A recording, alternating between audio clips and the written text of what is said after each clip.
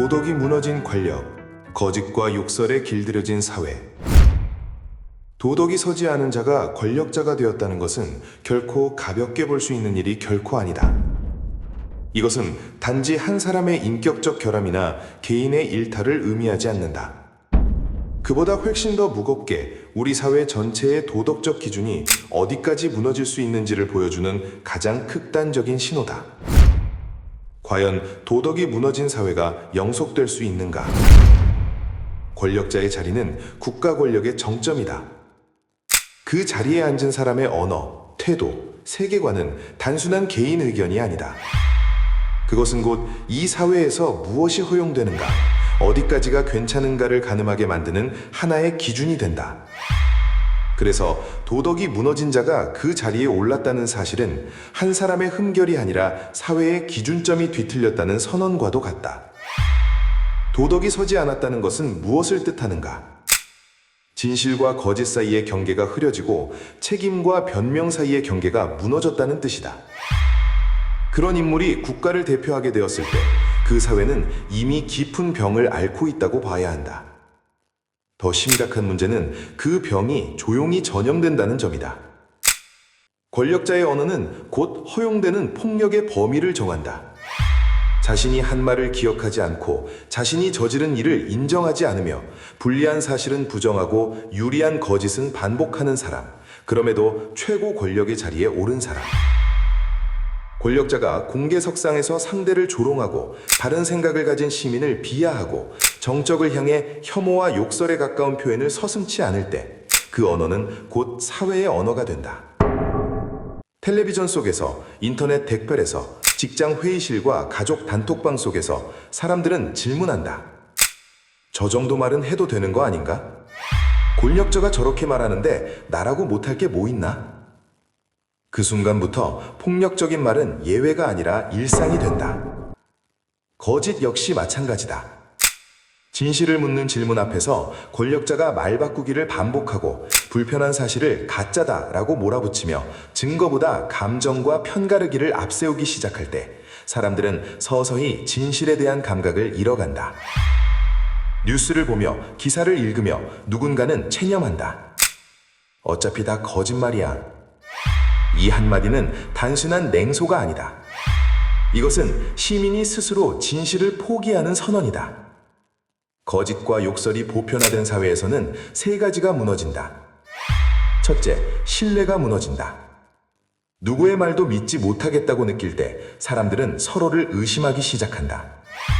정치인만이 아니라 기자, 전문가, 이웃, 심지어 가족의 말까지도 의심의 대상이 된다. 공동체를 묶어주던 기본적인 신뢰의 끈이 하나둘 끊어지는 것이다. 둘째, 공론장이 무너진다. 공론장이란 서로 다른 생각을 가진 사람들이 모여 자신의 입장을 주장하면서도 상대를 인간으로 대우하는 공간이다. 그러나 욕설과 혐오가 일상이 되면 이 공론장은 더 이상 유지될 수 없다. 대화는 사라지고 남는 것은 편가르기와 낙인 찍기뿐이다. 논쟁에서 이기는 사람은 논리를 가진 사람이 아니라 더 큰 소리로 더 지독한 말을 먼저 던진 사람이 된다. 셋째, 책임이 무너진다. 거짓말이 반복되고 욕설이 난무하고 그럼에도 아무도 책임지지 않는 모습을 계속해서 보게 되면 사람들은 점점 이렇게 느낀다. 결국 아무도 책임지지 않잖아. 그때부터 잘못과 책임은 분리된다. 잘못을 저질러도 버티면 이기는 세상, 사과하는 사람이 오히려 손해보는 세상이라는 인식이 자리 잡는다. 이것은 민주주의의 가장 깊은 뿌리를 썩게 만드는 독이다. 이러한 상황에서 가장 먼저 침묵하게 되는 사람은 누구일까? 힘이 있는 사람, 목소리가 큰 사람은 오히려 더 거칠어질지도 모른다.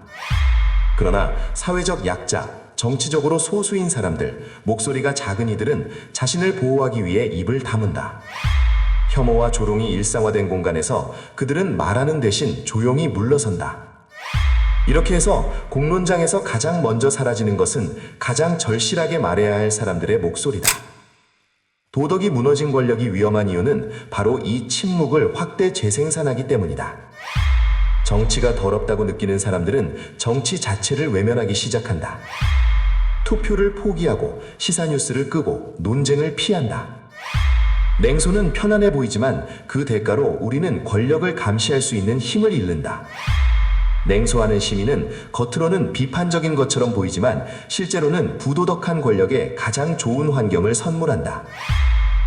그렇다면 우리는 무엇을 할 수 있을까?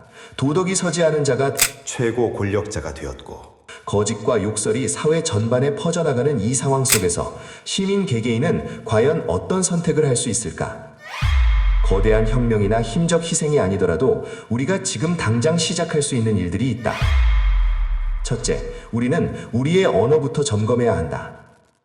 정치인의 말을 비판하면서도 정작 우리는 서로를 향해 같은 방식의 혐오와 욕설을 사용하고 있는가? 나와 생각이 다른 사람을 향해 상대의 주장이 아니라 존재 자체를 모욕하고 있는가? 도덕의 회복은 결국 가장 가까운 곳에서 시작된다. 내가 쓰는 한마디, 내가 남기는 한 줄의 댓글, 내가 누르는 공유 버튼 하나가 세상을 바꿀 수는 없겠지만 적어도 세상을 더 나쁘게 만들지 않을 수는 있다. 둘째, 우리는 기억하는 시민이 되어야 한다. 누가 거짓을 반복했는지, 누가 혐오와 욕설을 정치의 도구로 사용했는지, 누가 책임을 회피하면서 웃었는지 그 이름과 얼굴을 기억해야 한다. 선거는 결국 기억의 정치다. 우리가 분노했던 순간을 잊어버릴 때 부도덕한 권력은 다시 미소를 지으며 우리 앞에 선다. 선거철마다 새로운 구호와 이미지가 쏟아지지만 그 화려한 포장 안에 들어있는 사람이 누구인지, 그가 어떤 언어와 태도를 보여왔는지를 잊지 않는 것. 이것이 시민의 최소한의 자기 방어다. 셋째, 우리는 생활 속 작은 사회운동가가 될 수 있다. 거창한 조직이나 거대한 집회를 떠올리기 전에 일상에서 할 수 있는 실천을 생각해 볼 수 있다. 가족과 친구, 동료의 대화 속에서 혐오와 비하가 등장할 때 불편하더라도 한 번쯤은 문제를 제기해 보는 것. 뉴스를 공유할 때 그 내용의 진실성과 출처를 한 번 더 확인하는 것. 도덕성을 기준으로 정치인을 평가하고 우리 편이면 괜찮다는 이중잣대를 거부하는 것. 이 모든 것들이 정치적 행동이며 사회운동의 작은 조각들이다. 넷째, 우리는 다음 세대를 이식하는 시민이 되어야 한다. 오늘 우리가 용인한 언어와 태도가 내일의 당연한 기준이 된다. 아이들이 보는 뉴스 속에서, 교실 TV 속에서, 인터넷 영상 속에서 대통령과 정치인들이 서로를 어떻게 대하는지 지켜보고 있다는 사실을 잊지 말아야 한다. 우리가 침묵으로 동의한 것들은 결국 다음 세대가 살아갈 세상의 규칙이 된다. 그때 우리는 아무것도 하지 않았다 라는 말을 남기지 않기 위해 지금 이 순간 작은 행동이라도 시작할 필요가 있다. 마지막으로 우리는 이 상황을 단지 절망의 증거로만 보지 않았으면 한다. 도덕이 무너진 자가 권력자가 되었다는 사실은 분명 비극이다. 그러나 그 비극은 동시에 우리가 어떤 사회가 되기를 원하지 않는지에 대한 강렬한 역설이기도 하다. 거울을 마주보고 서서 자신의 얼굴을 처음 확인하는 순간처럼 우리는 지금 우리 사회의 민낯을 보고 있다. 그 얼굴이 너무나 실망스럽고 수치스러울지라도 그 얼굴을 외면하는 것만큼 위험한 일은 없다. 거짓과 욕설이 보편화된 시대에 양심으로 산다는 것, 그것은 거창한 영웅이 되겠다는 선언이 아니다. 그저 사실을 사실이라고 말하고 사람을 사람답게 대하며 권력 앞에서 질문을 멈추지 않는 평범한 시민이 되겠다는 약속이다. 이 약속을 지키는 사람들이 하나 둘 늘어날 때 비로소 도덕이 서지 않은 권력이 우리 삶 위에 드리운 그림자는 조금씩 짧아질 것이다. 우리는 이미 알고 있다. 도덕 없는 권력은 결국 스스로를 파괴한다. 그러나 그 과정에서 상처를 입는 것은 언제나 시민이다. 그렇기 때문에 우리는 비록 느리고 미약해 보일지라도 거짓과 욕설에 길들여지기를 거부하는 연습을 멈추지 않아야 한다. 이 에세이를 듣는 지금 이 순간 각자에게 조용히 질문해 보았으면 한다. 나는 어떤 언어를 쓰며 살아가고 있는가? 나는 어떤 권력을 용인하며 살아가고 있는가? 그리고 나는 어떤 사회를 다음 세대에게 물려주고 싶은가? 도덕이 무너진 권력 앞에서 우리의 양심이 마지막으로 지켜야 할 것은 거창한 이념이 아니라 서로의 인간다움이다.